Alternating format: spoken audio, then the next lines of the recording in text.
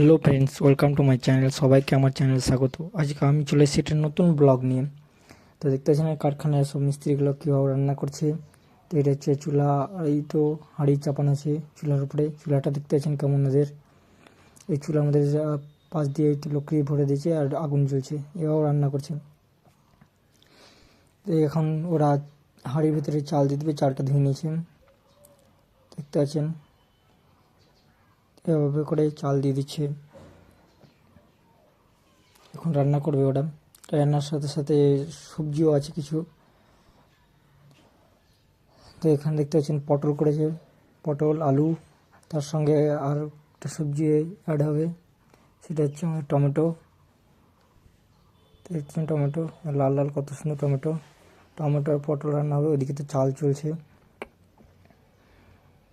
চাল ধুয়ে দেওয়া হয়ে গেছে, এখানে সম্পূর্ণ করা হয়ে গেছে কমপ্লিট। এবার ভাত রেডি।